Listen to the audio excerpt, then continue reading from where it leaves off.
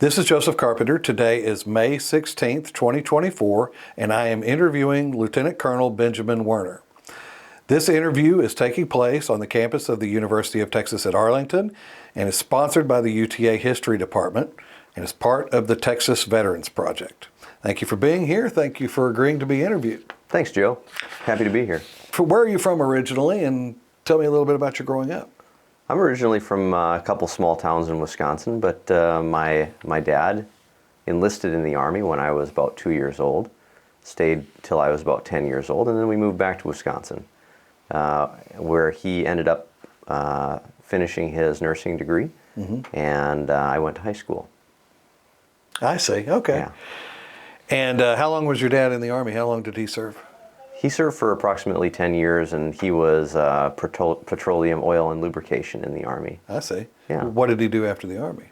So he went back to school to finish his nursing degree that he had started prior to going into the Army. And my mom was an entrepreneur. She ran a daycare out of our house pretty much all growing up. I was one of her daycare kids during the day. And she did that for a while after my high school years as well.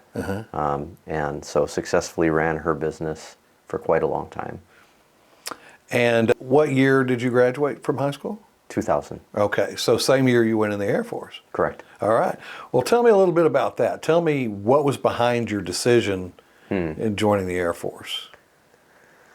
Well, I have a friend who also came into the Air Force, really two friends, but one that was sort of the main influence. Our junior summer, we were considering what to do. Now, he has an aunt and uncle who were in the Air Force, and they had retired and made themselves, a really very good life after the military. And so he was interested in talking to a recruiter, and of course I went with him. And being that my dad was in the Army, I wasn't scared of military service. I wasn't, I didn't lack knowledge on one hand. On the other hand, I was also trying to decide, am I going to start putting in applications for engineering school? Right. Okay. So that was kind of the direction that you thought you were going? It was. I've liked airplanes since I was about in fourth grade. Okay. Maybe even a little bit before that, but we lived in El Paso, Texas at the time. My dad was stationed on Fort Bliss, where we lived in base housing. And the fun story that I have about that is it was the year that the F-117 Nighthawk stealth fighter was unveiled to the American public. Well, I was out on the schoolyard playing, and banking to final for the air show that weekend on a Friday was an F-117 stealth fighter, probably out of Holloman Air Force Base, not too far away. And I said, wow, that's really cool. And then later on Saturday, I got to see that same airplane sitting in the hangar. You could only come so close to it. You couldn't see it from the side or the back or anything, because they were still wanting to maintain a level of security and a level of secrecy. But that really solidified my love of aviation. Right. And how old were you when this all happened? I was probably about 9 or 10. And so you were bitten. I was. So, moving ahead, when you visited the Air Force recruiter with your friend, is that when you signed up? Well, I actually did sign up about a year and 2 months before I left for service. Right. So prior to even starting senior year, in my junior summer, I went to MEPS, I tested, I got my physical. Okay. I booked a job, and you have to remember that during that time was the last time military recruiting really struggled. Post-Gulf War, post-Somalia, there was a big drawdown. Yes. And there was a lot of economic opportunity coming up. It was the wave prior to the dot-com boom. And so there was maybe a lot of economic opportunity, and people weren't necessarily looking at the military as a primary option. I had a decision to make between going to school for engineering, which I wasn't really sure about, not totally convinced aerospace engineering was what I wanted to do, and going and getting some practical experience from the military. And I was able to pick my job, which was aircraft maintainer. Right. So I'm at the MEPS, and we're looking over the jobs, and they say, you know, you could be a crew chief. That's general aircraft maintenance. And I said, well, that sounds pretty good. I think I'll go for that. So I booked the job. I think I maybe got a little bit of a bonus. I ended up signing up for 6 years. Oh. Yeah, so a normal contract is 4 years, and I signed up for 6. There was a bonus that came along with that. And, you know, I'll be honest with you, I never looked back. I didn't put any college applications in. Right. I didn't do any, you know, financial aid packages. So while all of the people that I was going to high school with were working on those things, I was working at Kmart. So I'd call them up when I wasn't scheduled and say, has anybody called in sick? Sure, come on in, right? And I'd work for them for 4 hours and, you know, make a little money on the side. But, you know, that was kind of my senior year in high school. But the other thing that kind of went along with that is in high school, in my senior year, I was in academic decathlon. And that year was the first year that we won the regional championship. And we were able to take our team to state. Wow. And so, you know, between those two things, I really had an incredible senior year that wasn't, you know, terribly stressful, but really a lot of fun. Right. Knowing, yep, I know where I'm going to be in a year. Right. Right? So that's delayed enlistment. I did delayed enlistment program for a year and 2 months, and August of 2000, my feet hit the ground at basic training in Lackland Air Force Base in San Antonio, Texas. Yeah. Tell me what that experience was like for you. Tell me, you know, getting off the bus, meeting your TI for the first time, your technical instructor. Tell me about that. Yeah, so the military training instructor is the drill sergeant of the Air Force. And through a lot of task repetition, through a lot of elevated vocal instruction, your military training instructors get a whole group of people, usually 45 to 50 people, really on the same page to do tasks, to get places, to be trained. And at that time, it was only about 6.5 weeks. Yes. So while it was kind of stressful day in and day out, I had a warm bed to sleep in. I had 3 meals a day. I had a paycheck coming in. And all I had to worry about was doing my job. Right. So from that perspective, you know, while basic training was kind of stressful, like it is for everybody, you decide, I'm going to do what it is that I need to do, and I'm going to get through this. Tell me what was stressful. Probably the stress comes along with being a little bit sleep deprived, maybe only getting 6.5 hours of sleep, whereas, you know, as a high schooler, I was used to getting 8 or 9. Everything was fast. Everything had to be hurried, not necessarily rushed. Right. But they were looking for excellence. Yes. Not perfection, but excellence. Academically speaking, the rigors academically, how did you deal with those things? Well, we had a manual that we needed to study. We had classes, and I'd always been a good student. You know, I had considered going to engineering school because I was taking math and science classes ahead of my peers by a year. But I also had peers that were doing the same thing 2 years ahead of our peer group. So academics have never really been a problem for me, but there's an end of course test, and you know, we all took it. Now I've got a you know, sort of a tangent to tell you about, I guess. Go right ahead. I had this funny occurrence in basic training where there were too many people in each flight. Okay. A flight is that group of 45 to 50 people. And the military training apparatus decided that they were going to make another flight, even though they had already started training. So they pulled the bottom 4 people off of each roster and made a new flight in a different squadron than I had been in. Okay. And they just moved us. I think it was Friday or Saturday, and we had shipped on Tuesday. By bottom, you mean Alphabetically, but on the bottom of the roster are most of the guardsmen and reservists as well. Okay. Right? So I had found myself as an 18-year-old in a flight full of older reservists and National Guardsmen. Interesting. And all the W's through Z's from the active duty side.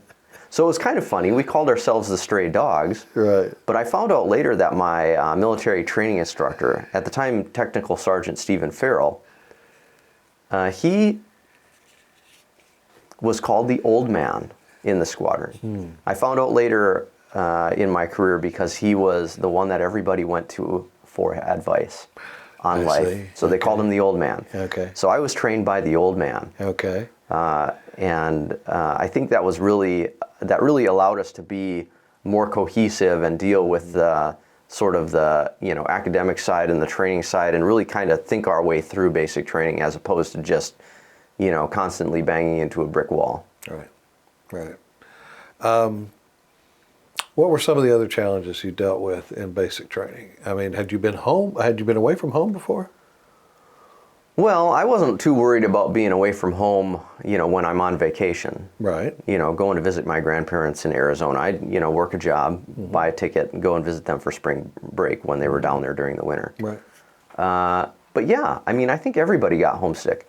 The challenge that sticks out in my mind, which basic training has fixed at this point, was you'd eat dinner at like 4:30 in the afternoon. Right. Well, by about 7:30, you're 18 years old, you've used up all of the calories and energy and everything like that, and so every letter home was, "Dear Mom, I'm hungry." And every letter I got back was, "Dear son, I hope they feed you more." Well, now the kids and the younger people, I can call them kids now because I'm 41. Right. The folks going through basic training, they have protein bars in the evening that are available to them. Now, I call them kids, but the Air Force has taken people on the enlisted side up to 42 years old right now. So in theory, someone who just is starting their career may be 1 year older than I am as I get ready to finish my career. Talk about your post-basic training school. Sure. And then tell me about your first duty station. All right. So after leaving San Antonio, I got on a bus and went to Wichita Falls, Texas. And you'll see a theme. I've spent a lot of time in Texas. Yes. So Wichita Falls, Texas is where Shepherd Air Force Base is located, and I went to tech school there, but I was what they called a Pop-Tart because my aircraft that I was selected for was the KC-10. Okay. The Air Force's long-range refueling aircraft, a heavy cargo lifter, modeled after the DC-10, essentially the same aircraft in a cargo configuration with extra fuel tanks. Well, they had to give us aircraft fundamentals, among other things, and so aircraft fundamentals for everyone was done there at Shepherd. And so we had this old lady, I forget what her name was, but she was the spouse of a retired Chief Master Sergeant. She taught us aircraft fundamentals, did a great job. We got a really short course in what the KC-10 was. But then they had to send us to a field training detachment. And they had a field training detachment at Travis Air Force Base. That ended up becoming my first duty location. The KC-10 was located two places, California and New Jersey. So McGuire Air Force Base in New Jersey, Travis Air Force Base in the Bay Area of California. So ultimately I was bound for California. And we went through the field training detachment, and that gave us more of the skills we needed to inspect the airplane, to service the airplane, to do the basic routine things that are required of an aircraft maintainer, a general airframe maintenance guy. And that didn't last more than maybe, I want to say 2 or 3 months. And then we were a permanent party. We were brought to the permanent squadron from the field training detachment. We were introduced to our first supervisors. We were put on a crew, essentially, and assigned to an aircraft. That didn't mean that we only worked on that aircraft. We worked on all of the KC-10s that were on the flight line. But we were assigned to a supervisor who was assigned to an aircraft. And so my aircraft was 6038. And actually, it was younger than I was because I was born in 1982 and this aircraft was born in 1986. So wow. 6038, 860038. We made a lot of friends, had some good times there. Really had fun learning about the aircraft. Went to upgrade training for a 5-level, learned some more of the intricacies and some OJT tasks such as changing brakes and tires, running a cherry picker, doing aircraft towing, which I was never good at. Well, you got to understand that this is a fully loaded 590,000 pound aircraft. Right. So the GT5000 is the tug that they use to move it around. And I never got good at driving that thing. And backing the airplane there wasn't enough time to make it, to get rid of the mystery for me. So yeah, I can see that. It's like backing a boat into a lake. Right. Right. Except it's much bigger and much heavier. Much bigger, much heavier, and more pivot points. Right. Right. Yeah. So backing up a little bit, you mentioned a couple of things. First of all, you were at Travis doing training, and then that was your first duty station. Now that's an unusual occurrence for most people. Right. What would it look like for somebody else who was going into the Air Force and maybe they had a different aircraft that was somewhere else? Well, they'd probably end up at Shepherd anyway. And they might do all of their training there. Because, for instance, when I was going through, Shepherd had an A-10 and they had an F-16. And so they might do all of their training there up to 3 or maybe even 5 level. I'm not sure exactly. But then they'd ship them off to their first duty location, and they would get to their permanent unit. Could be anywhere in the world, right? Well, let's just say Luke Air Force Base, right? They'd get to their permanent unit, and they would, enter into on-the-job training, upgrade training, but they wouldn't be in a field training detachment. Right. They would be, qualified aircraft maintenance, to a degree, and they would be upgrading just like everybody else. Yeah, so that's how mine is a little bit different, and my path is a little bit different than others. The thing that I want to tell you, though, to go into is, I got good at my job. I liked it, and they started recognizing that I had some, pretty solid skills, that I was a solid airman. I always showed up with my boots shined and my uniform pressed, and I didn't realize it until much later, but that's how they determined who was going to get cut back if there was, an opportunity to send somebody home for the day or for a couple of hours. Well, that was really important to me because I started doing things like studying on my own prior to being able to take classes. And I started studying for CLEPS and Dante's and Excelsior tests. I'd go to the base library, I'd pick up a textbook, let's just say on college math or computer science. I'd study it, and then I'd go take a test. And the fun thing was that the education office was right across the street from my duty location. So if they told me, hey, Werner, you're cut back, you're out of here for the day, go turn in your tools. I'd go turn in my tools, and I'd go over there and I'd take a test. Oh. And inevitably I'd pass it because I ended up being good at taking those tests. Right.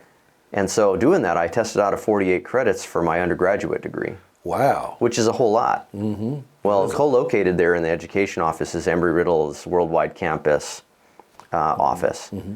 And I ended up starting my professional aeronautics degree at Embry-Riddle. And so between my 48 credits and the 30 credits they gave me for being a qualified aircraft maintainer, I was able to finish my undergraduate degree in 18 months debt-free. Wow.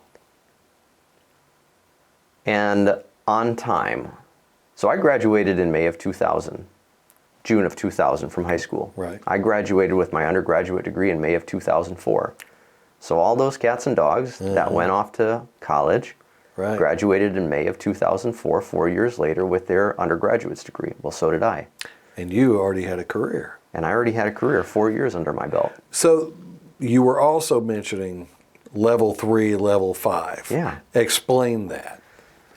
So, as you make rank in the military, you're given more responsibility. And part of that responsibility is to know more about your job, to do better.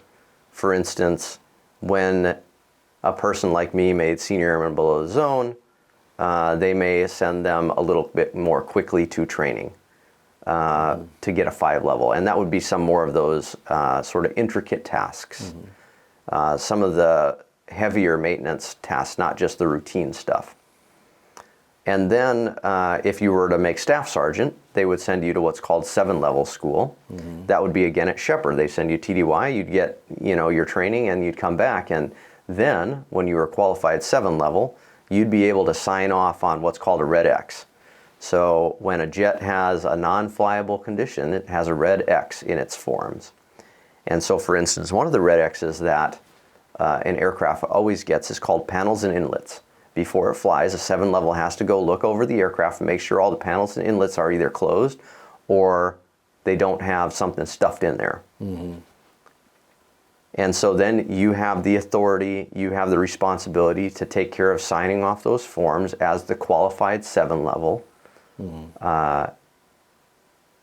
in order to say this jet's ready to fly. So it's just a progression in it's the Air Force Specialty Code, Right. That tells you where you are in your profession. Yeah. So for instance, I was a 2A5X1. That's my aircraft or my Air Force Specialty Code, my AFSC. The X is where that 1 or 2 or 3 or 5 or 7 level, or your Chief Master Sergeant, a 9 level, comes into play. And so that would be where the designator would fall. That would tell you where you are in sort of the pecking order. And if I can continue on just a little bit, and not trying to go too far off, but I mentioned that I made rank very quickly. Well, part of that was there are career development courses. There's 3 volumes for my career field, or at least there was when I was going through, and you had 3 months apiece in order to complete those volumes of training and take your end of course examination for each volume. Right. Well, I did each one in a month. So I went and took my training course in 3 months. That was my on-the-job sort of self-paced training course that I took. So I did that in 3 months rather than 9 months. And so that was one of the things that set me apart from my peers, and one of the things that allowed me to make senior airman below the zone. So 6 months early, I was able to, pin on a 3rd stripe, and it allowed me to test for staff sergeant right away.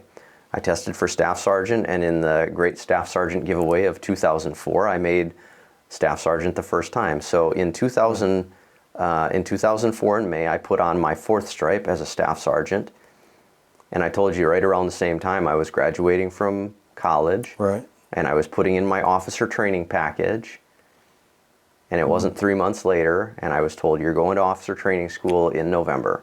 Wow. You'll be a lieutenant in February of 2005 if you make it through training. Right. Well, there's a whole bunch of other, things to that story. That's sort of the framework. While all those things were going on, while I was sort of maximizing, the Air Force, my unit was allowing me to branch out in other things besides doing routine stuff out on the flight line, or heavier maintenance actions that I was now qualified for. So they allowed me to go to a section called Dash 21, and that was accessory flight. So I was taking care of different accessories for the aircraft. Well, I didn't spend too much time in there before they said, hey, you know what, this guy seems like he's got some real good organizational skills. Let's make a unit deployment manager out of him. And so I became a unit deployment manager, and that allowed me a little bit more time to go to class and things like that.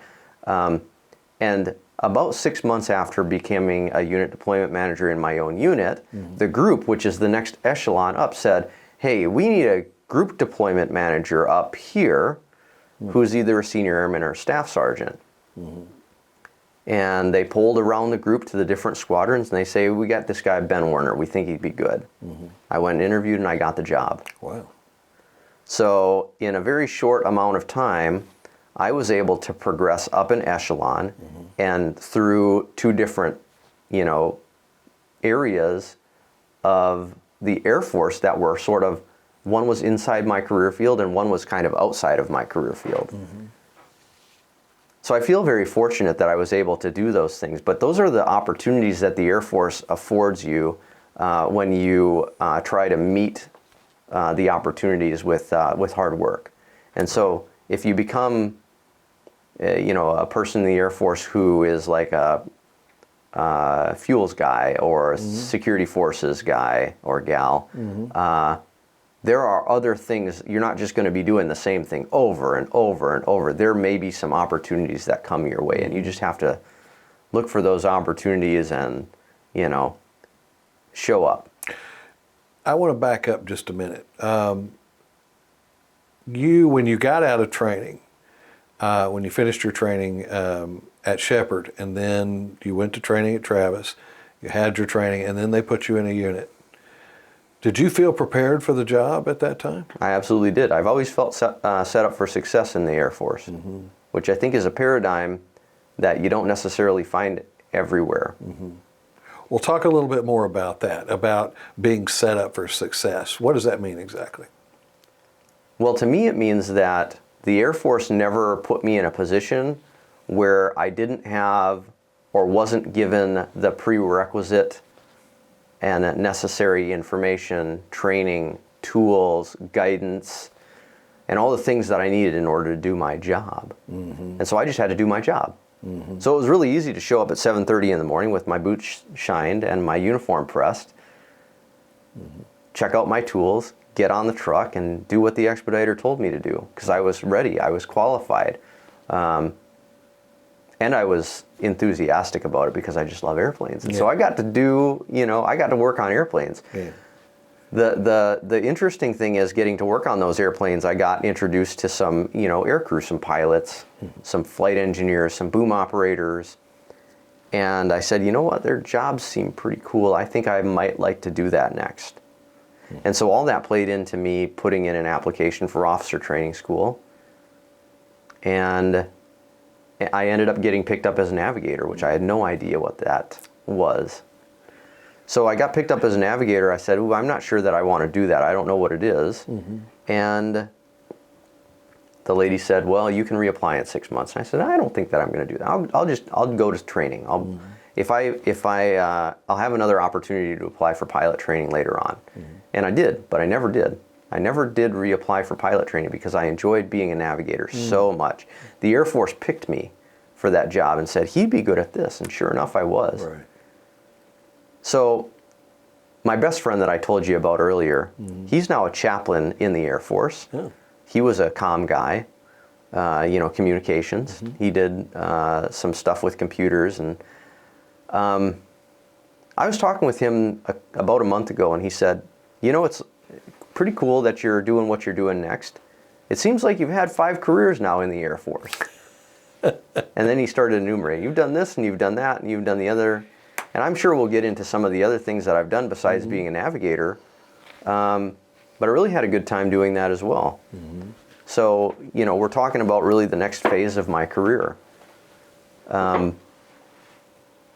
But the time that I had as an aircraft maintainer is some of the best, interesting, most fun times that I had. And I say that, but you realize that I came in August of 2000. I was fully qualified by, I want to say, March of 2001. And so about 13 months after I joined, 9/11 happened. Oh. And about 10 days later, I was on the island of Diego Garcia in the middle of the Indian Ocean, Right. on a British Indian Ocean Territory island, preparing to launch combat sorties. And we did that for 3 or 4 months, and then I got a rotation home, and I came back again, and I did it again for about 2 or 3 months. And I rotated back home, and that's when they started saying, like, this is a pretty good guy.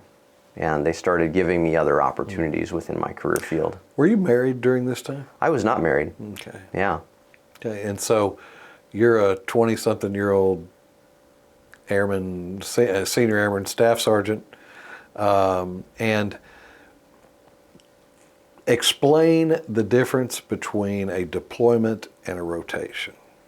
Well, so a deployment can be a little bit longer. I don't know that there's really a difference in my mind. It's just a sort of synonym. Most deployments are going to be 6 months long, and maybe longer in some cases. as aircraft maintainers, they wanted to rotate us in and out. They had that opportunity, and they had organic airlift in order to do it. And I'd say the hardest thing about that deployment was every couple of days, the lieutenant and the chief would come out and say, all right, you're going home in 3 weeks, right? And you're like, oh, I got my hopes up. I'm going home in 3 weeks. And then they'd come out and say, all right, it's going to be 3 months now. There was a lot of decision making that was occurring. And they were trying to keep us as updated as possible. At the time when I was that young, I had almost hoped that, just don't tell me until you know, right? But what it did is allowed me to realize, like, I'm going to take it with a grain of salt, and until the wheels are in the wells and I'm climbing away from this island, headed back home, I'm not necessarily going to believe that my deployment's over. And, that really allowed me to, just embrace the current state. Right. So what was that like for you? Had you been out of the States prior to that? Well, I lived in Germany as a kid for 6 years. Okay. But Diego Garcia doesn't have any indigenous people. It's a military strategic point in the middle of the ocean with a long runway, long enough for the shuttle to land on, believe it or not, if it needed to in that part of the world. We lived in tents. It's tropical. There's coconut crabs, and there's chickens, and there's palm trees, and beautiful blue water, and guys would go deep sea fishing. But, at the end of the day, we were there, deployed, working 12-hour shifts, trying to, keep our aircraft as well maintained as they could be, even though they were constantly flying. Right. And at that time, were you flying at all? Me as a maintainer, I was not. Okay. No. What was that first deployment like? Did you just, emotionally, I mean, Yeah. It was a tropical island, all of that. Right. But did you communicate with your family? How Sure. did you communicate with your family, for Well, instance? back then it was sort of satellite phones, but or satellite communications. You didn't have a satellite handset. You would have to go to a certain location that had a bank of phones and sign up, and then you get your 5 or 10 or 15 minutes, and you'd use a calling card, AT&T calling card. Right. You'd dial the 800 number, you'd put in your PIN, you'd call, and back then the only person that I had to call was mom and dad. Yeah. So I wasn't really calling anybody else. The thing is, when you go on a deployment like that, you drop into a routine. And sort of you just kind of get through it.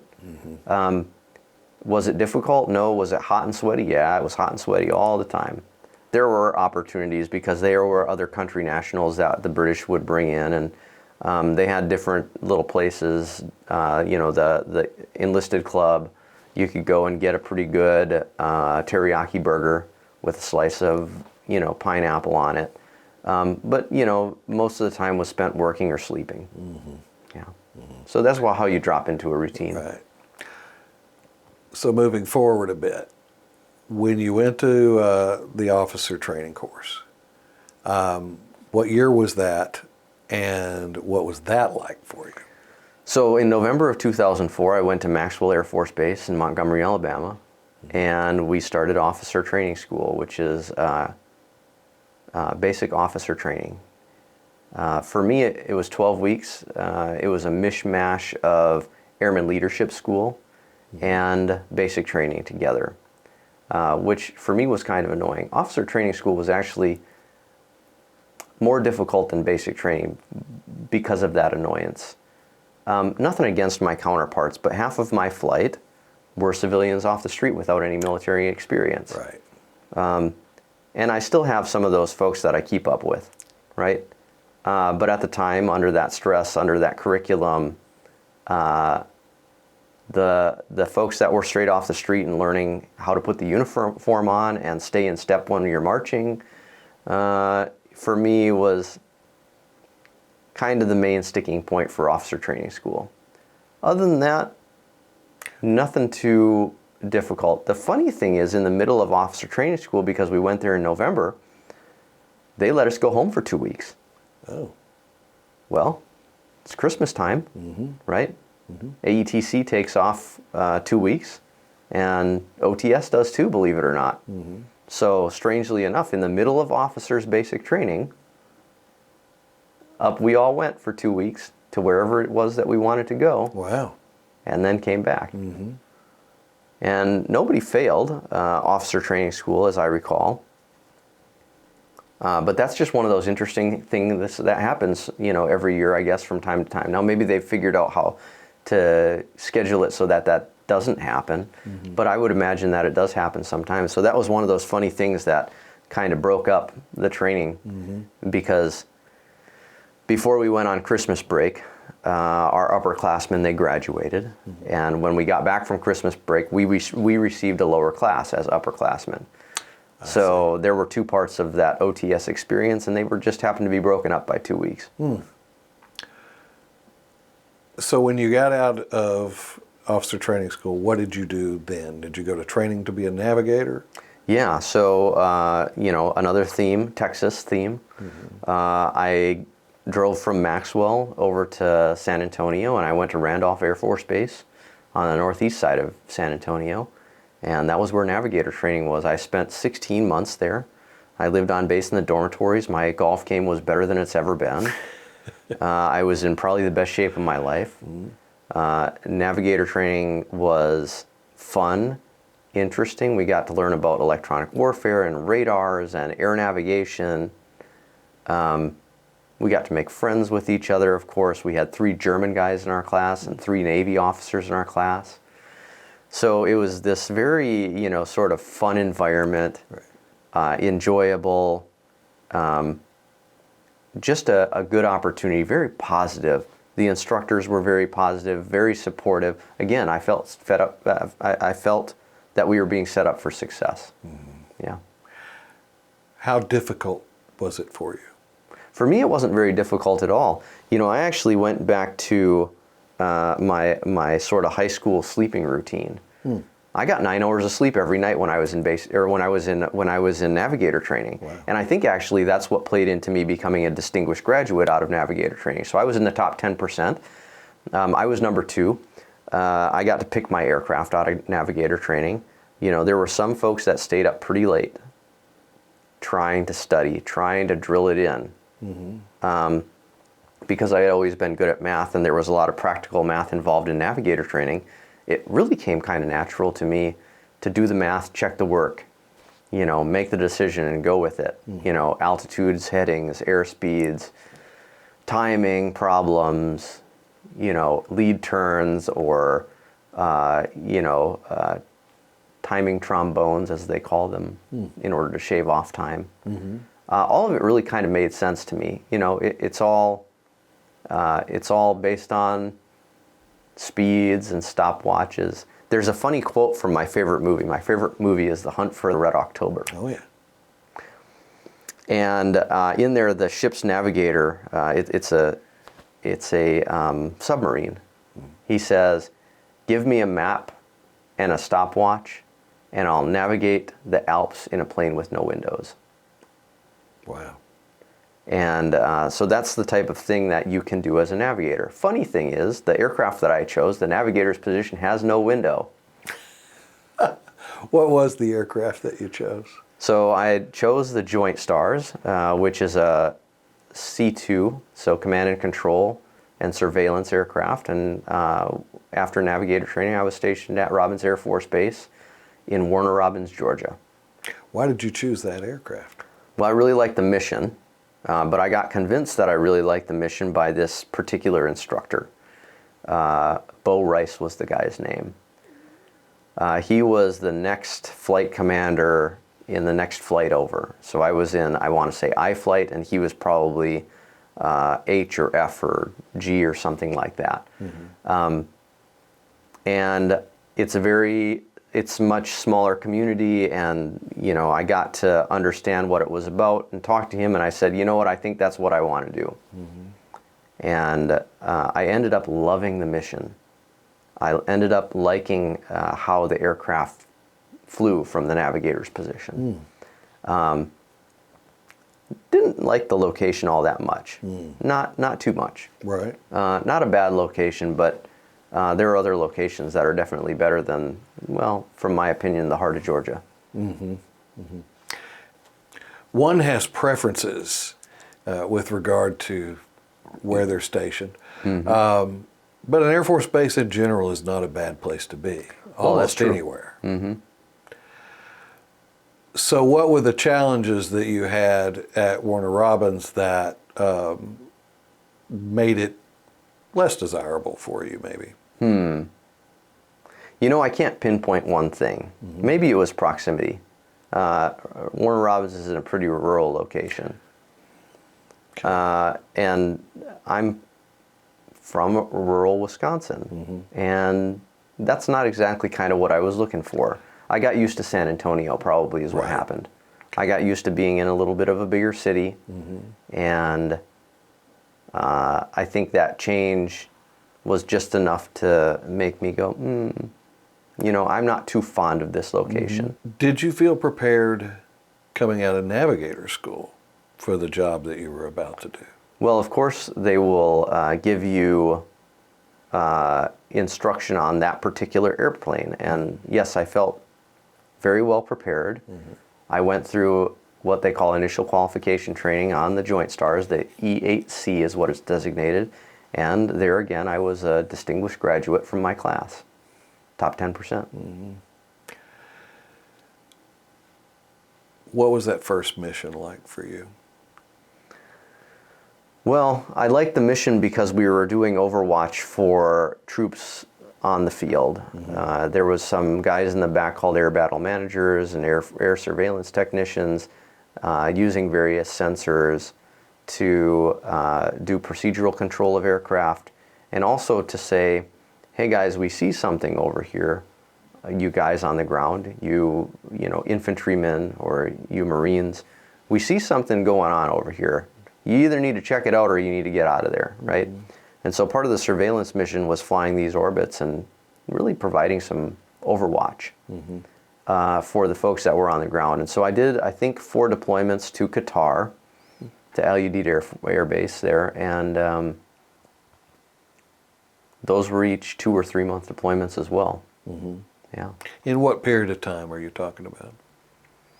Well, 2007 to 2009. Okay, so 4 deployments in 2 years. Okay. When did you get married, and how did that come about? Well, I got married a little bit later in life, but it was the second time. So I got married when I was in Georgia, and that didn't turn out as well as I had hoped it would.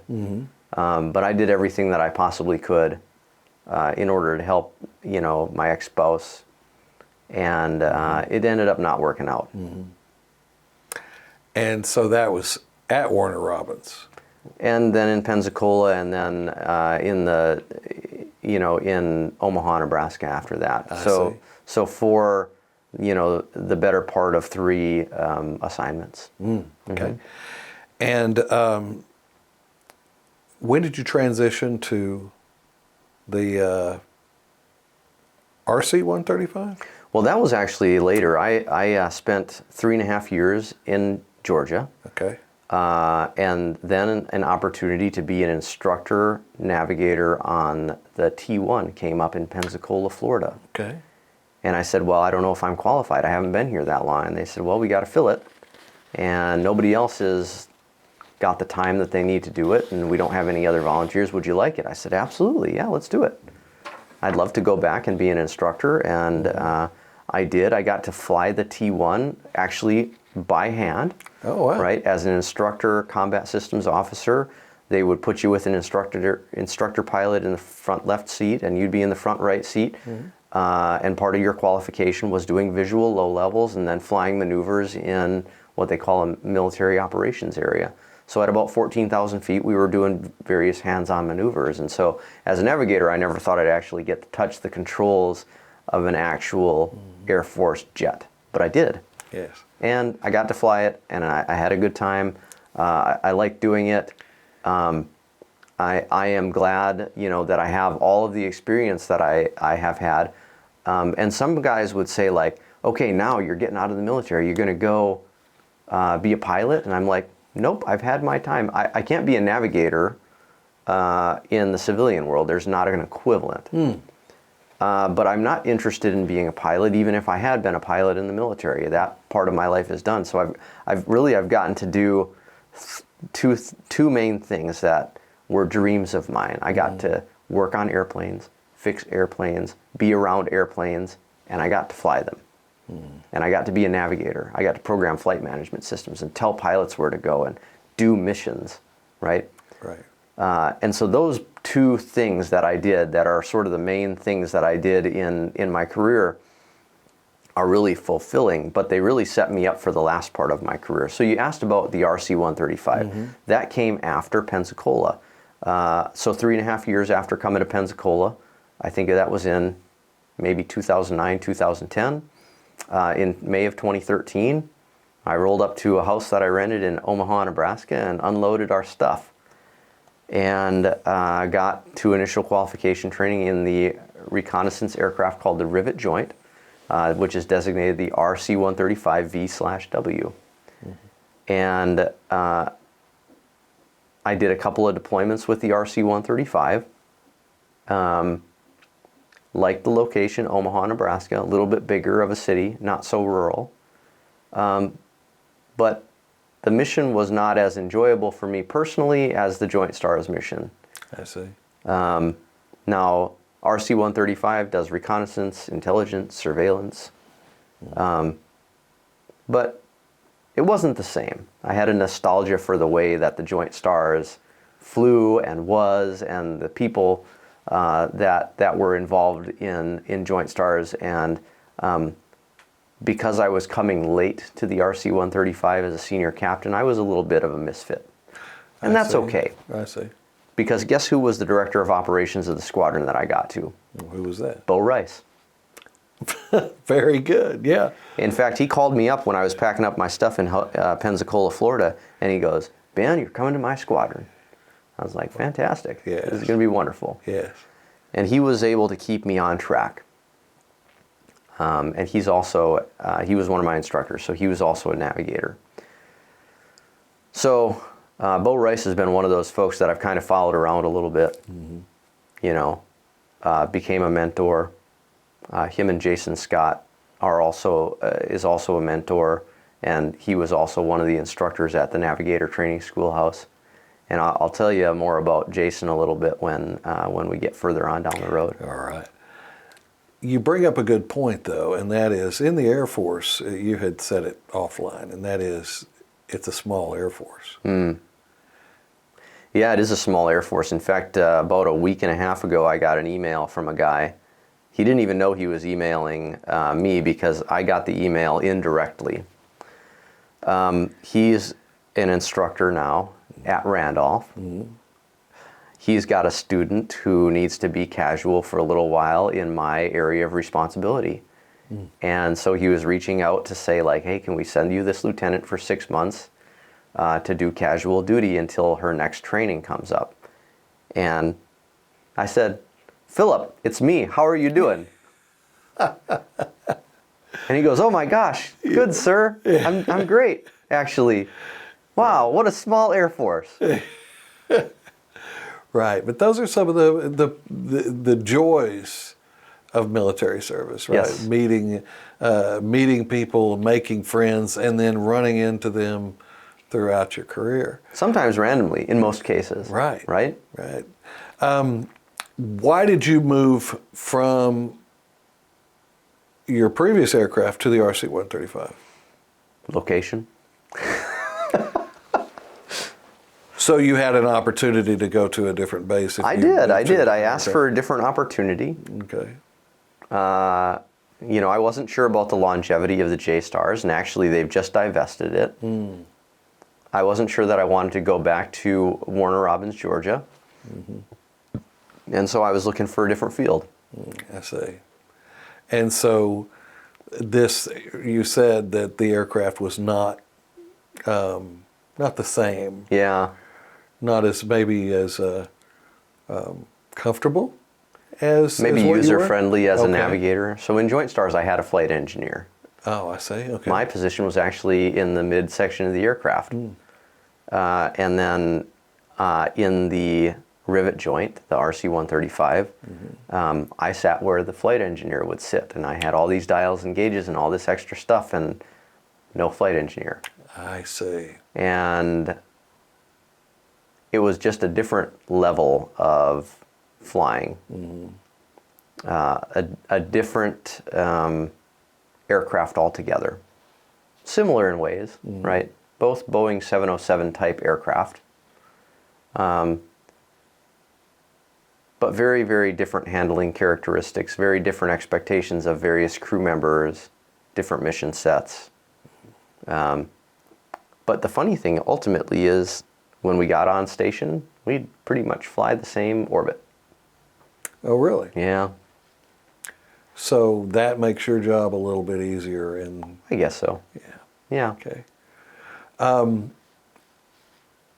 So eventually, you're not flying anymore. How did that come about? Well, my last flight happened in December of 2016. But part of my path was involved with the, the departure of my ex-spouse, and the Air Force really kind of taking care of its own. So I was able to get some positions and jobs that required me to fly a little bit less. I see. And I excelled even in those jobs. So, you probably noticed a theme that, I'm trying to do the best job that I can, show up every day, maximize, show excellence, be a good peer, be a good follower, and really, exude the attributes that the Air Force likes in its, officer corps and its NCO corps. So what ended up happening is I ended up being able to, extract myself from my previous marriage, and I got some help from some family members to take care of my son from that marriage. Okay. I got full custody of him. And just as the proceedings were finalized, an opportunity to deploy came up, and I hadn't deployed in very long. So, because of the proceedings, I hadn't deployed in quite a while. So it was my time. And so I took one for the team. My son went to his grandparents, and I went to Baghdad for 6 months. Wow.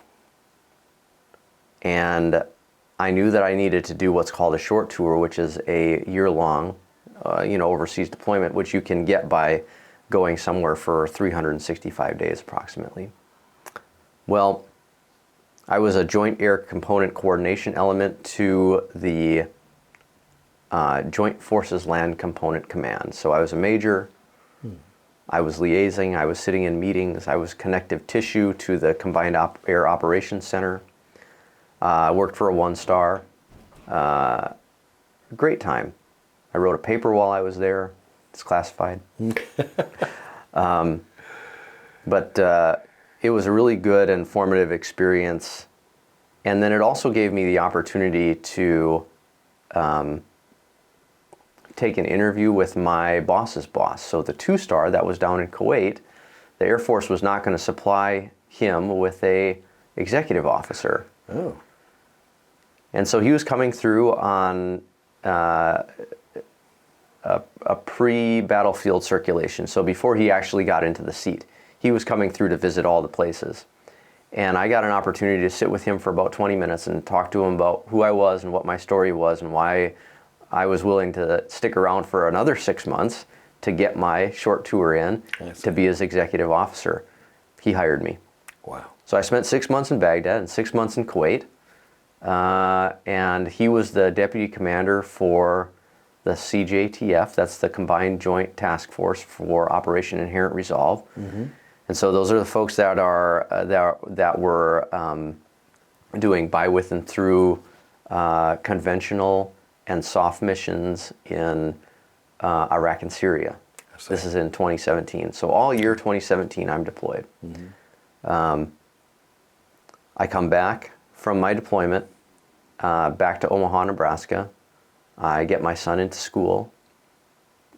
I get a position as the Deputy Wing Director of Staff, where I'm, again, not having a high expectation of flying on one hand, but they don't know what to do with me at this point because I've progressed past the opportunities that they have available there. And so one day my boss comes to me and he goes, "Hey, Ben, we think that we've got something for you. Would you consider being a director of operations at a basic training squadron in San Antonio, Texas?" And I said, "Sounds great, let's do it." So, how old was your son at this time when you returned from Kuwait? I think he was in first or second grade. What was that like for him, going from being a year living with his grandparents and then coming back and living with you and changing schools, etc.? You know, being a military kid is kind of tough sometimes, but I was one, and my dad deployed to the Gulf War and to Mogadishu in Somalia.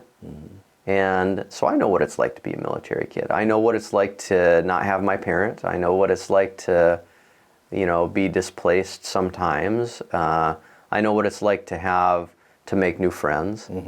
But it really sort of solidifies what's important. Now my boy has a little bit of ADHD and autism. And so for him, he relates just a little bit differently. And his stable grounding has been his grandparents, and actually right now they continue to be a stable grounding for him. So they are allowing me to do things that I might not otherwise be able to do. I see. Yeah. And so you were remarried at some point. Right. So I left Omaha, Nebraska, and became the director of operations of the 331st Training Squadron down at Lackland Air Force Base, the Wolfpack. And within the first 4 months, I met Marina, who was living in Austin, Texas at the time, had 2 kids of her own. I see. And we ended up dating for about 6 months, and you know, that was enough time for me to figure out, like, I think I'd like to spend the rest of my life with this lady. Right. And so we've been happily married since July of 2019. And so we just had our 5th, or we're coming up on our 5th anniversary. And we're getting ready to leave the military now. So she's made a move from Austin to San Antonio with me, and she's made a move from San Antonio to Dallas with me as well, you know, where we're at in Arlington, Texas. Right. So I'll tell you a little bit about my time there at Lackland. Go right ahead. So I was the director of operations for the 331st Training Squadron. We had about 60 MTIs, military training instructors, drill sergeants. Right. We were training approximately 3,000 to 5,000 trainees per year. We were also doing training for the special warfare cohorts that would come through every 10 weeks or so. So fit young men and occasionally a woman that would pass the physical requirement tests. And about 9 weeks later, we'd send them off to tech school. So kind of a full circle thing. I see. Right? So I went through basic training. I got to tell a lot of those trainees that became airmen, you know, you're never going to have more time and less responsibility than when you're an airman. So get your schooling knocked out. Use your tuition assistance as soon as you possibly can. Take advantage of the opportunities that the Air Force has given you. So I did that for a while, and it was during COVID as well, so that impacted operations, but we never stopped. We took a knee for a week where we pushed everybody back by 1 week. We started wearing masks. We started putting fewer people in dormitories to try to get some social distance that we might not have had before. Right. Right. Not that they were packed in like sardines before. They weren't. But we did some things that were creative. We shifted our operations in certain ways to make it make a little bit more sense for the time. Well, I was very successful there as well. I was the #1 DO in basic training 3 years in a row. I was selected for command as the basic training squadron commander of the 324th Training Squadron. I did that for 6 months. Prior to that, I was the Keesler Detachment Basic Training Squadron commander in Biloxi, Mississippi. So during COVID, one of the things that we got to do is we got to pull out an old playbook from 52 years earlier when there was a meningitis outbreak at Lackland. I see. And they did basic training in Amarillo Air Base, Texas, right? So we went to Biloxi. We were training about 60 airmen per week. That was done for about 6 months. I got to do the last half of it because kids were in teleschool and my wife teleworks. She and the kids came out with me for 2 months out there. And a month later, I was able to rejoin them at Lackland.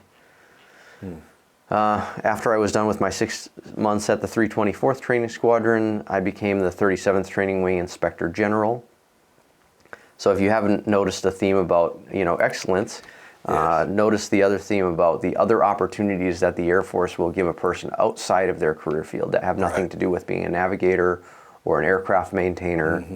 But there may be a lot more to unpack if, we had hours and hours to tell you about all the opportunities that the Air Force has given me. Well, I do want to mention that back in 2009, I got a master's degree in business administration that the Air Force paid for.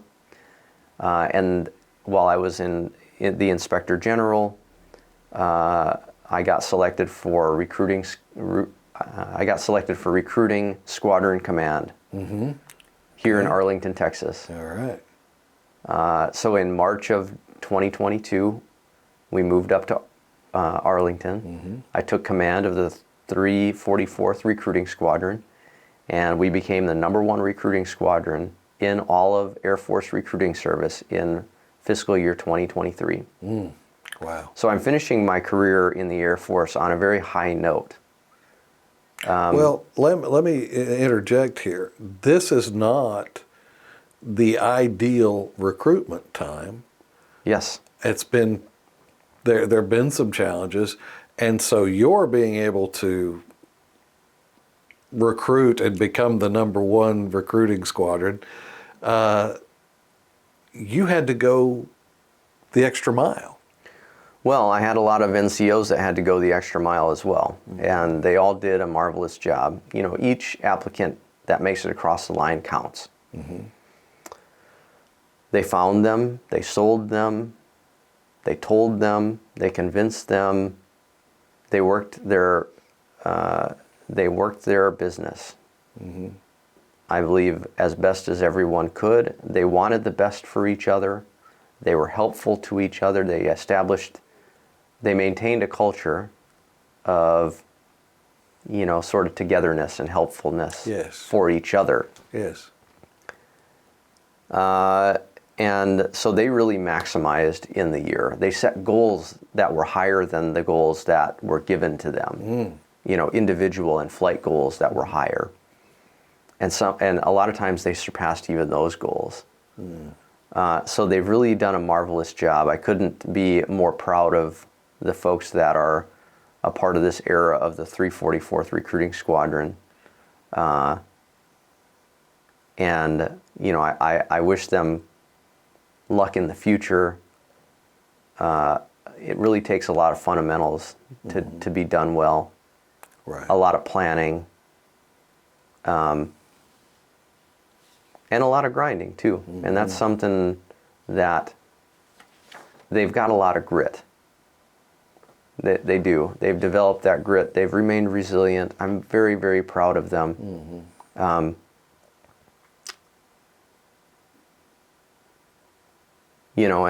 I hope that the hardware that we took home last year honors them in the appropriate way, and they're honored appropriately as they look to make rank and things like that. But they really did a marvelous job. So recruiting's tough right now. Last FY, Air Force recruiting service missed by, I want to say, 9 or 10% of its goal. And we're working on it, and we're getting there. But because of great power competition, the Air Force has started to shift how it's looking at recruitment, and it's actually putting more manpower into recruitment, which is a good thing because it's also increasing the goals that it's giving to recruiters. I see. So we're also shifting our, personnel construct in order to take more people in on the front side and maybe focus a little bit less on retention in some cases. So we know that China is a big threat. They are our peer competitor, and our edge is our NCO Corps. Non-commissioned officers make the difference. We train them well, we train them right. They do hold the force up and hold it together. And we're going to keep on recruiting to the levels that we need to recruit to. We're going to keep recruiting to the levels that we need to recruit to in order to keep the force strong from a manpower perspective. What has been your favorite part of your career?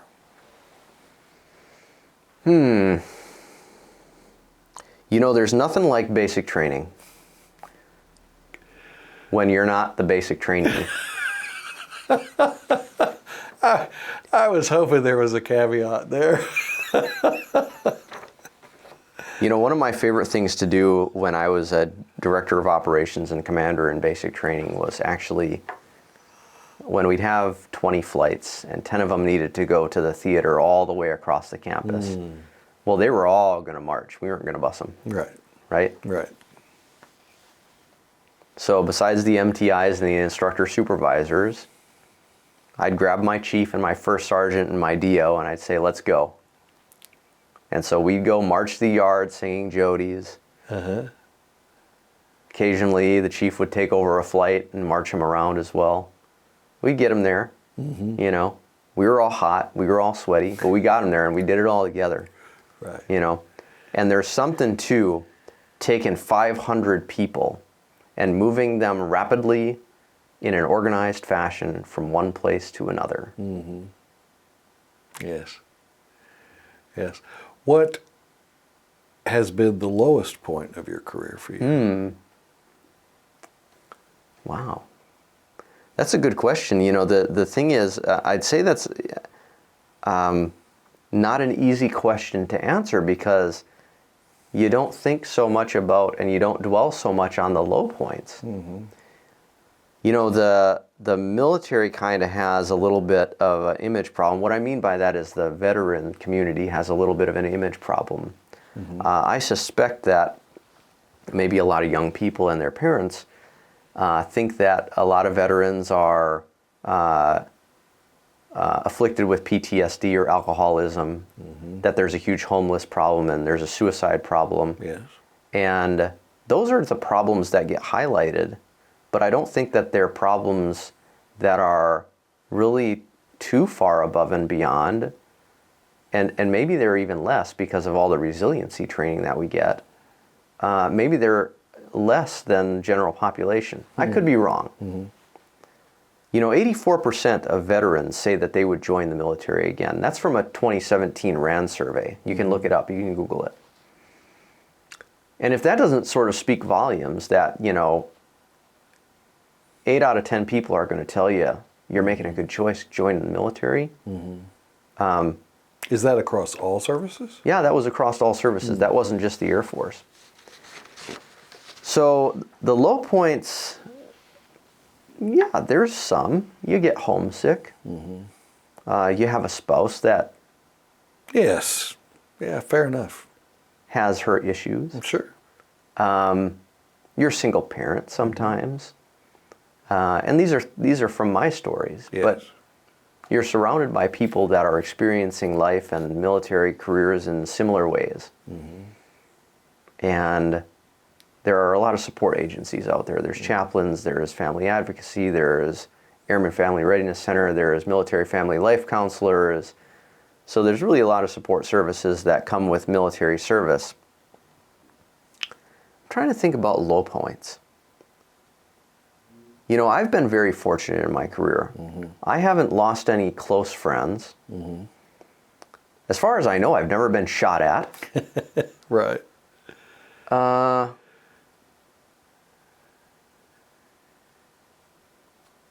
and you just kind of take it day by day. You are, in some ways, the ideal officer to command a recruiting squadron because you represent what is possible in the Air Force. That's an excellent point that you bring up, Joe. I could say that that's a pretty reasonable assertion on your part. At 18 years old, I came in. I finished my 4-year degree in 4 years along with my peers at no cost to me. I immediately went to officer training school. I flew aircraft. I got opportunities. I was an instructor. I led. I commanded. I got a master's degree in business administration, also paid for. I have a GI Bill post-military. I've got 24 years of service. I'm about to finish up here in 2024. And besides all that, when I finish up, I'll have a pension that's worth quite a bit. And I've been accepted to UT at Austin Law School. My kids got into a good high school down in Austin.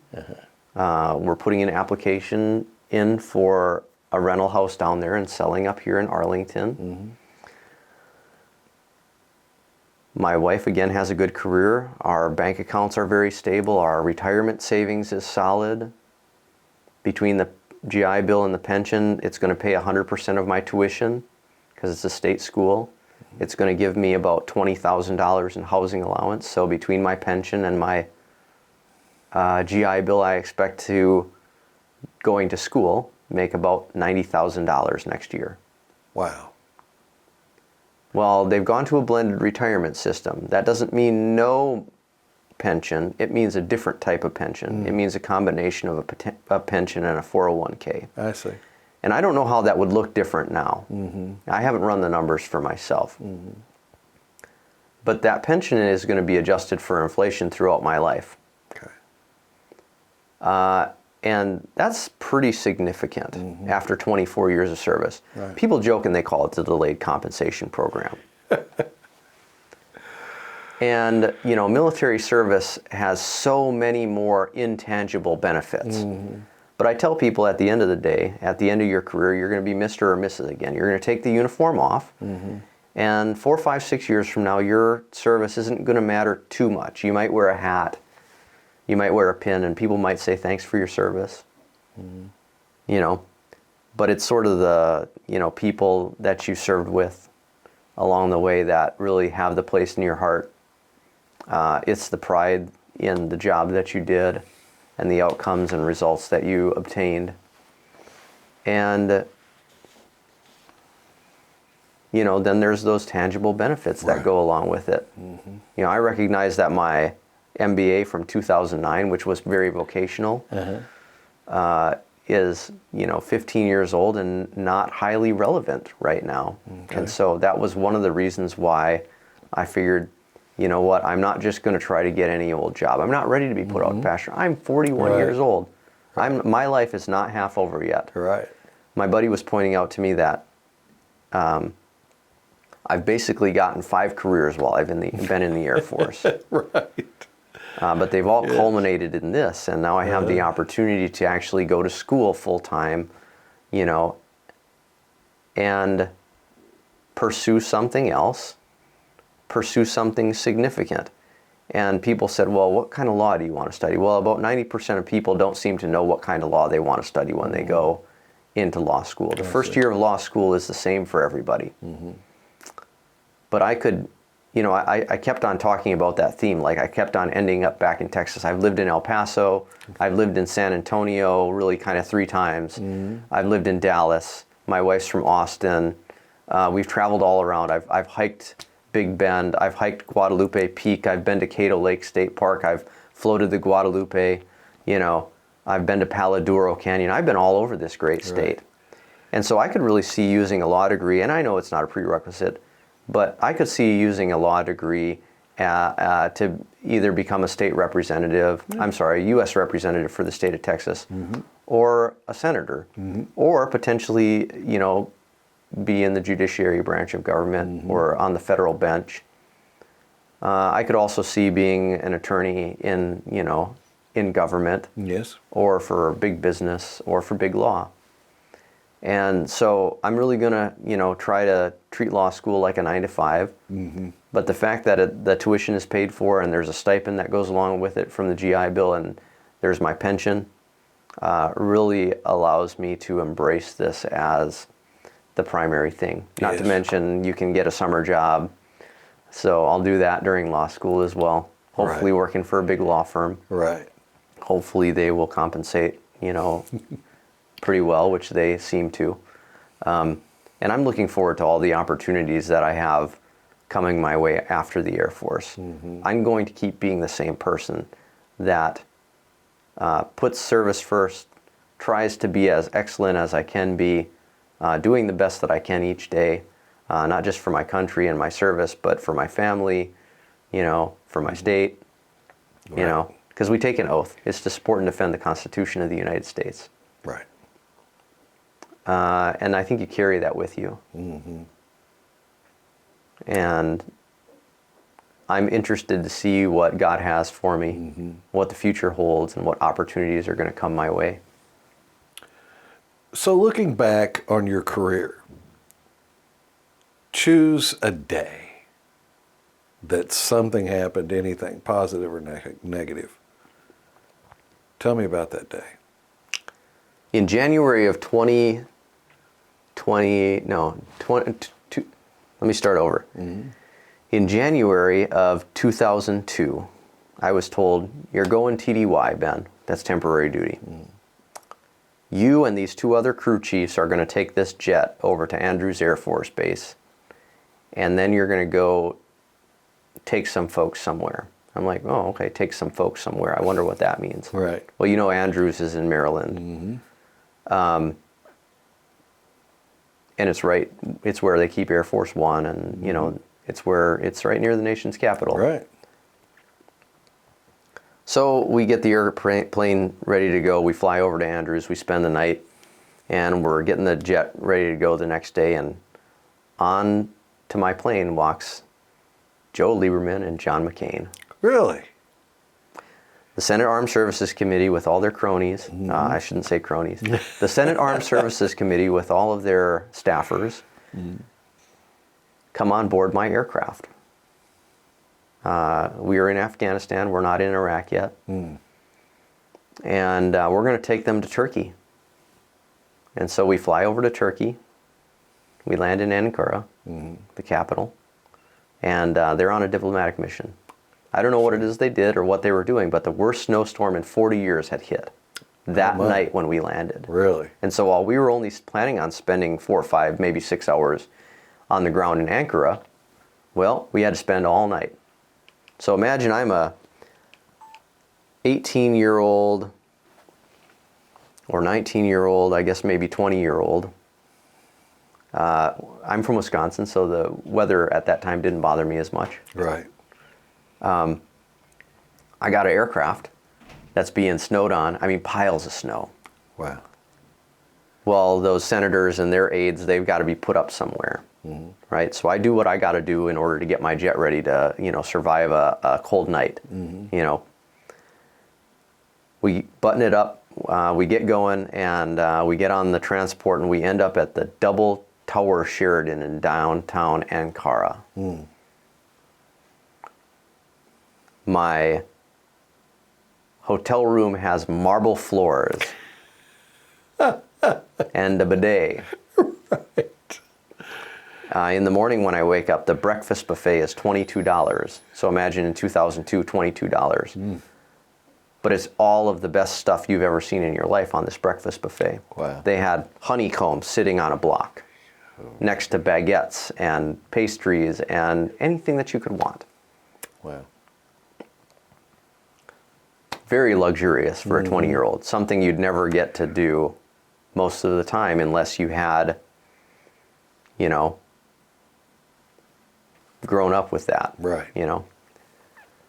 So we get out to Ankara Airport and we start taking care of our jet, scooping snow and everything like that. Right. We finally get the jet cleaned up, and it's about the sun setting now. We took a whole day to get the jet ready. And I'm sure that, the diplomatic mission went on and did other things. But, they got back on the airplane, and we flew them to what was going to be their destination that we had intended to take them to the day before. Do you know where Tashkent is? It's the capital of Uzbekistan. I didn't know either. Oh, okay. Yep. We landed there, and of course they got off, and their diplomatic mission continued. One of the guys that was the security forces person on board went out to the wing of the aircraft, and he pulled out a little digital camera, and he just took a picture of an airplane. And this, out of nowhere, this Soviet-looking style uniform officer comes out, big hat, green wool trench coat. Right. He goes, "You give me camera now." And then he looks at the camera and he goes, "Is digital?" And the guy said, "Yeah." He goes, "You delete. You show me now." And that's when we found out that we weren't allowed to take pictures Yes. of anything. Right. And I don't know if we were on a military base or I'm pretty sure that we were at the international airport. But, sometimes international airports have military terminals. Sure. So for the next 2.5 days, we flew back over to Turkey to an air base called Incirlik, where we had downtime. We were just waiting. I went and bought an over-under shotgun. Some of the guys bought, they bought leather jackets and suits because relatively cheap over there. Had an interesting cultural exchange experience. Got the jet ready to go and flew to Oman, where we met the Senate Armed Services Committee again. So they had been for the last 2.5 days bouncing around Afghanistan in a C-130, doing what it was that they needed to do. Yeah. And they were very pleased to see us because the C-130 is a whole lot less comfortable than my KC-10. Yes, I can imagine. Very happy to see us. Yes. We took off. We flew all the way in one shot back to Andrews. I told you, I think maybe that the KC-10 was a refueler. Well, we refueled on the way back. So they got a little bit of a show seeing us refuel from other aircraft on the way back. Yeah. That was probably one of the coolest things that you'd never get to do That is exactly anywhere right. else. Yes. And it's one of the neatest stories, and it happened within the first 2 years of me being in the military. Now, I didn't stick around for 24 years because of that. Right. But it didn't I hurt. signed up for 6 years, right? Right. And it didn't hurt, right? Yeah. But I signed up for 6 years. I would have had my master's degree and gotten out right at 6 years if they hadn't picked me up for officer training. But I said, hey, you know what? If they pick me up for officer training, I think I'll try to stick around for 20 years. Seems like it'll be worthwhile. Yes. Tangibly worthwhile. Well, it was tangibly worthwhile. Yes. In more ways than I could have imagined. I don't know why those 16% say that they wouldn't do it again. Right. And I don't know why or where we're getting the statistics or whether they're significant enough to say that parents that were in the military are not encouraging their kids to go into the military nowadays. But the military is still an amazing primary option for people to do as, what it's going to be, whether it's 4 years or it's 40 years, whether it's through the Air Force Academy or it's through basic training as an enlisted member, whether it's through ROTC, whether your services with the reserves or the Air National Guard or even as an Air Force civilian or like mine on active duty. All of these options are good options for serving your country. Yes. Is there anything that takes you back to a particular moment in time? A smell or a sound or music or so on. Is there anything that takes you back?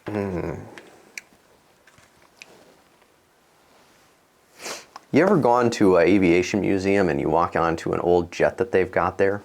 Yes. Old jets always smell the same. Yes. They smell like old metal. Sometimes they smell a little bit like sweat, right? They smell like petroleum lubricants. Right. And so if it's not that, it's definitely the dining facility. Right. One or the other. Yep. And the food isn't bad. Hey, the food's great.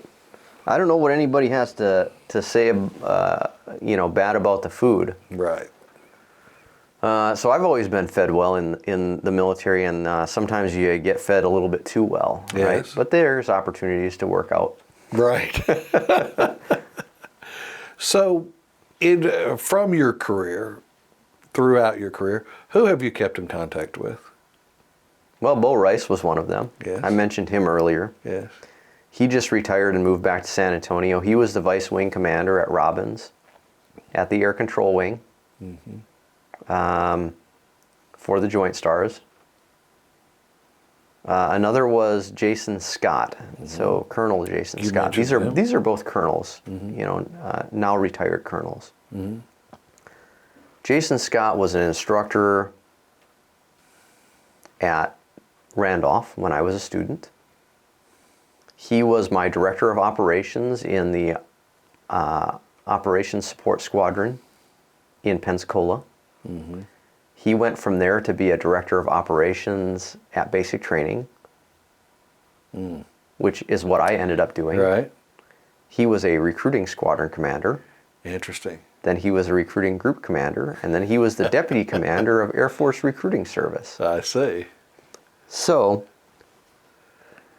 There's a linkage there. you kind of get some themes, Yes, right? right. He wrote me a letter of recommendation for UT Law. I'm very appreciative of him. Yes. The other person that I can tell you about is Jason Haney. He'll preside over my retirement ceremony. Jason Haney was my primary instructor in J-Stars when I first got there. Wow. He has also been a recruiting service squadron commander. He was also an instructor in Pensacola. Wow. So, you run in these same veins, and now he is a branch manager in Air Force Recruiting Service as a full bird colonel as well. So these are three guys that I kept up with. A funny story about Jason, and I think he'll tell some of this story when he presides over my retirement ceremony Right. on the 5th of June, or on the 4th of June, actually. So when Jason presides over my retirement ceremony on the 4th of June, he'll tell a story about me wanting to be trusted and how I wanted the Air Force to trust me. Well, as a captain, when you're a lieutenant, when you got a new lieutenant, you've just met them, you're trying to figure out, who they are and what their capabilities are. You don't give them a very long leash, Right. right? So we're doing mission planning, and I'm sitting in front of a computer. I'm manipulating the software to do what it is that I want it to do. I've been trained, I'm gung-ho. I think I've got this, Right. I've got, and I do. I actually do. I've got it pretty well grasped. And he comes into the planning room and he's like, "All right, Ben, so tell me what you got. You got any questions? You need any, assistance?" And, some other things. And I seem to recall what I said to him was like, "I got this, sir. Trust me." Okay. Well, that's been a line of jokes between us for quite a number of years. It's been a line of jokes for several years between us. Right. Because your captains don't let your lieutenants just have that much trust. Well, the Air Force has continued to trust me with ever-increasing position and responsibility and rank throughout my career. And I feel that I've done as good as I can as best as I can. And so ending at the end of my career as a lieutenant colonel of the #1 recruiting squadron in the Air Force, I feel really good. Yes. I know, I have a pretty good idea that if I stick around, I'll make full bird colonel. I'll do whatever it is the Air Force asks me to do and go wherever it is. But I got kids that are going into high school, and I'm not so sure that the Air Force is going to keep me as stable as I'd like them to. Right. Well, plus I'm 41 years old. My life's not quite half over, so I would like a chapter 2. Right. If I stick around as a colonel, I know I'm not going to make brigadier general. I'm just not set up for that. I don't have the right prerequisites. I just won't get there. That's fine. They only promote about, I want to say it's 0.4%, or is it 0.04% to brigadier general. I know that full bird colonel will be a terminal rank. I think it's time to go, though. Sure. I think it's a good time to part ways, to become Mr. Benjamin Werner. And hopefully in a couple of years I can put Esquire on the end of that. Right. And in those years my family will continue to flourish. And my Air Force will be better for my service, and my country will be better for it as well. Yes. Yes. Talk about the importance of mentorship, because that is a theme that runs throughout your career. Yeah. So I talked about Bo Rice, Jason Haney, and Jason Scott. You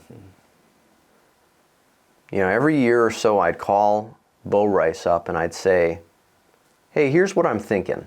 What do you think? So the importance of a mentor is manifold, but I'll relate this to you. In 2019, I was at 19 years of service, and you can put in for retirement 1 year out. I see. So it was getting to be about that time. I'm about 1 year out from 20. I called up Bo Rice. I go, what do you think? He goes, don't be too hasty. The Air Force is maybe going to give you something that you'll say, I don't think that I'm ready to do this. Right. Or I don't think my family is ready to do that. I don't think it's a good fit. So I decided not to be too hasty. I'll tell you what, the last 4 years, the last 5 years, they've been incredible. And had I not sought the advice from a mentor, Right. the last 4 or 5 years could have been vastly different. Yes. Who knows what they could have been or would have been. They might have been good. They could have been bad. I'll tell you what, with the Air Force, they were darn good.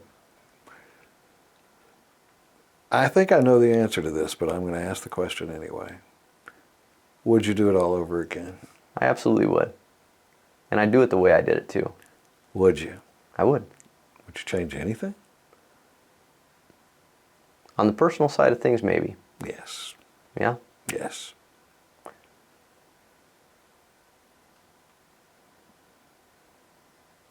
But you know, the thing is, when you're going through life, you make decisions based on what's right in front of you and the best advice that you have.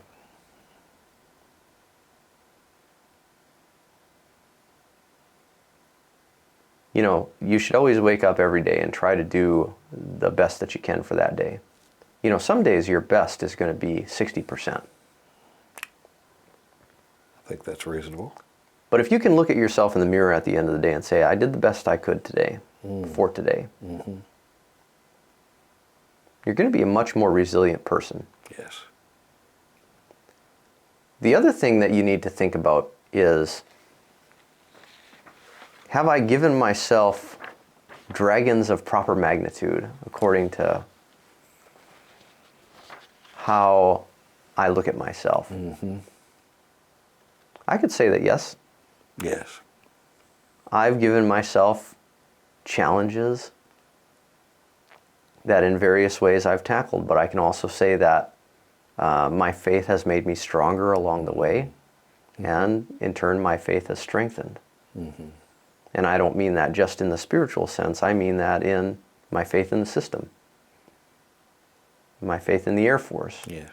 my faith in the underlying values of my country, the things that really kind of have made America great. And the envy of many societies and the place that people want to immigrate to, because there's still plenty of opportunity here. And this is the only place you can truly get the opportunities in the way that you want to get them. Yes. And I believe that, you know, the United States of America is the greatest nation on earth.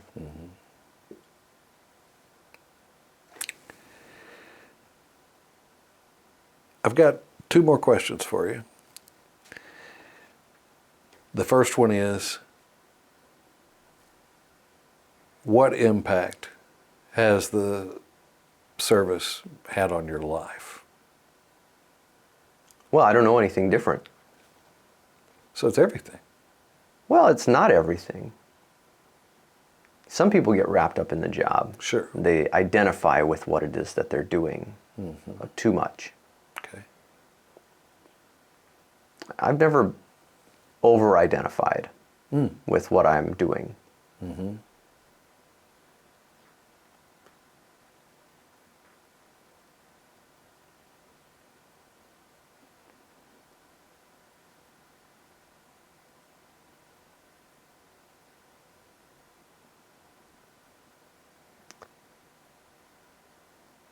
I identify with the things that ground me, my family, my God, my country.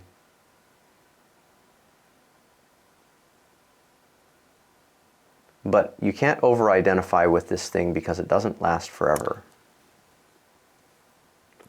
Military service doesn't go on forever. You know, eventually I'll be Mr. Benjamin Werner again. Right. And keeping that in mind,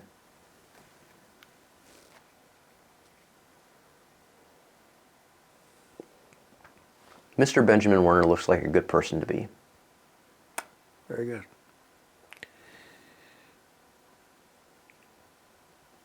I told you two more questions. That's fine. There are three. Okay. I've already asked you one.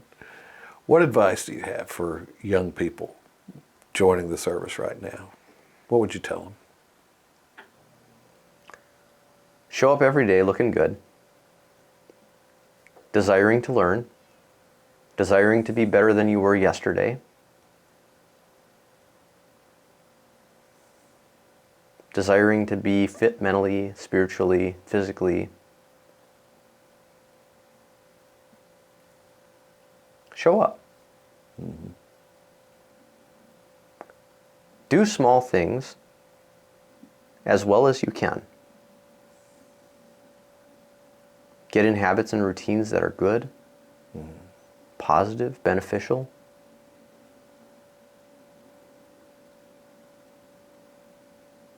Seek mentorship. Seek opportunities early. Think about who it is that you want to be in the future.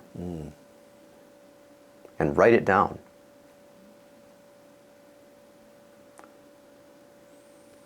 Think about what you want your relationships to look like.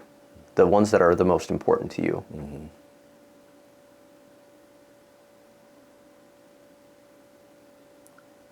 Do work towards those ideals. Right. Set goals. Make them time-bound. Because a goal without a time-bound is just an idea. Yes. Right.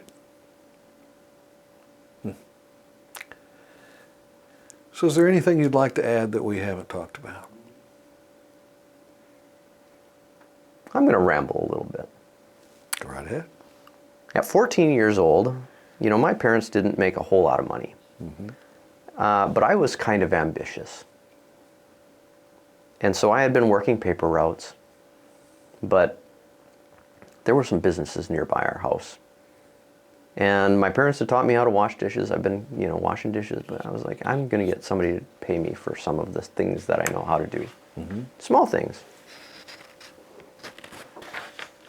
I went to the deli. Hey, do you need somebody to wash your dishes for you a couple hours a day, maybe a couple hours a week? Sure. There's my pocket money.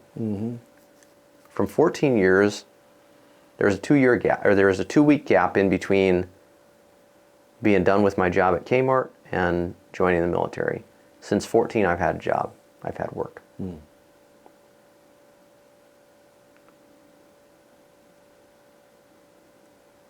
So, going a bit back to some advice, be ambitious. Yes.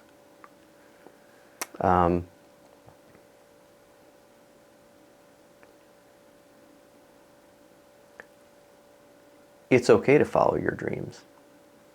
It's okay to fulfill your dreams. And it's okay to have new dreams. It's okay to recognize when a situation is irretrievable. And do the best that you can to extract yourself from it. Yeah.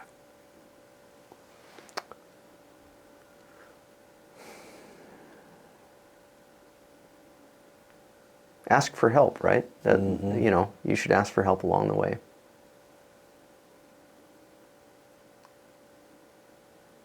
You're not always going to be perfect or right. Yeah, say you're sorry when you've done the wrong thing. Because it's going to happen. I think there's something to, young people not having enough either embarrassing moments or failures early enough on in life. The embarrassing moments are the ones that make you walk on eggshells for 3 or 4 months, and then you go like, oh, I came out unscathed. That's cool, right? But I sure don't like that feeling, and I'm not going to do that thing again, whatever the thing is.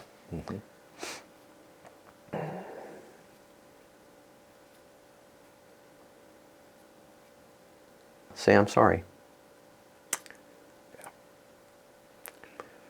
Be a leader that you would want to be a follower to. Thank you for agreeing to be interviewed. I really appreciate it. It's been fascinating. Thanks so much. Joe. It's been a great time. My grandfather said something that I'm going to leave you with. All right. He said, don't be surprised that no matter what you do, it all comes out in the end. Right. That's another one you have to think about. Thanks a lot. Thank you.